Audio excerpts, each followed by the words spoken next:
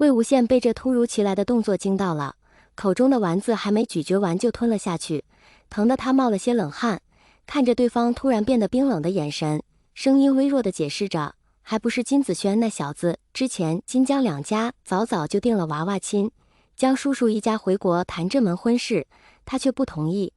等婚事取消了，他又跟吃错药了似的缠着阿姐。阿姐也不知道怎么就被迷住了，真要和这小子订婚。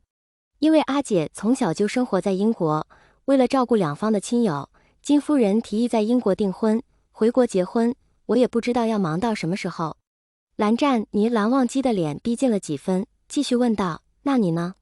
魏无羡愣了愣，如此近的距离让他又想起神社的那一吻，脸上莫名的烧了起来，结结巴巴地说：“识什么我呢？我结婚？我还没另一半呢，想什么结婚？”见对方没理解自己的意思，蓝忘机又重复问了一遍：“江小姐定居国内，那你呢？”我当然也留在国内几个字卡在喉咙里，将出不出的时候，他突然想到国内的家早就被封了，父母留下来称之为家的，只有国外乡下的一栋房子。难得的，他沉默了。蓝忘机步步紧逼地问道：“当然什么？”见这人追问的紧，魏无羡觉得这不像蓝忘机的行事风格，他也真不知道该怎么回答，干脆逃避着扯开话题：“蓝湛，你今天怎么怪怪的？”两个人对视良久，蓝忘机才松开了手，双手撑在他身侧，俯视着他：“魏婴。”蓝忘机的嘴唇动了动，一副欲言又止的表情，最后也只是叹了口气，站直了身，什么都没说。无声胜有声般，他从那人眼里读出了些什么，心里一动，笑着说：“蓝湛，我会回来的。”蓝忘机看着他，魔见那抹冰花应声消散，融化成一汪春水。明天几点飞机？早上8点。蓝忘机点了点头，走到床前帮忙整理行李，将他原本打算硬塞的衣服尽数取出，整整齐齐地叠放好，叮嘱了一声早点睡就走了。怎么可能早睡？魏无羡盯着第一次被整齐归纳好的行李，一只手抚摸着另一只手的手腕，怔怔出神。他失眠了。洗完冷水澡，钻进被子里，他仿佛闻到了一股淡淡的檀香味，就像神社里的那一吻，带着蓝忘机独有的味道。舔了舔唇，他像个傻子一样看着窗外的月亮傻笑，心想还挺甜。早上走的时候，他想和蓝忘机正式道个别，敲了一阵房门却没人回应，问了前台才知道那人已经退房了，莫名有点失落。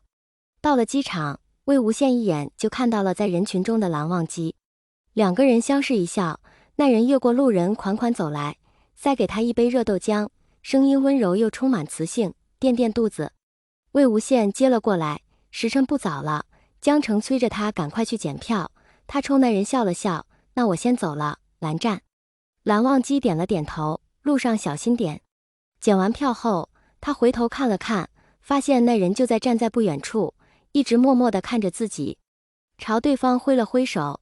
蓝忘机会意地冲自己点了点头。魏无羡掏出手机想说些什么，才发现根本没有这个人的任何联系方式。抱着试一试的心态，他拨通了7年前就熟记于心的号码，隔着玻璃看见那个人掏出了手机，看着自己接了电话：“魏婴。”蓝湛。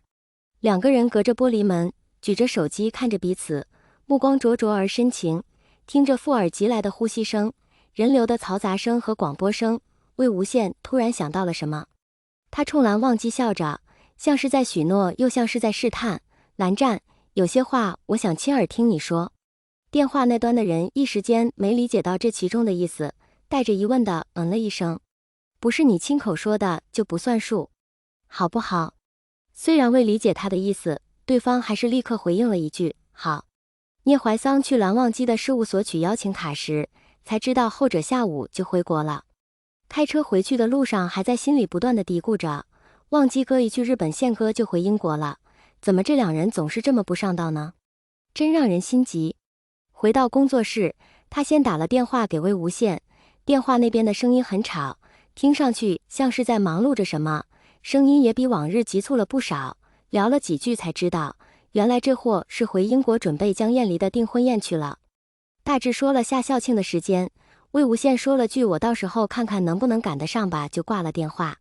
捏着邀请卡来到魏无羡的办公室，将其放在桌上之前，他十分随意地打开看了一眼，却整个人愣在了原地。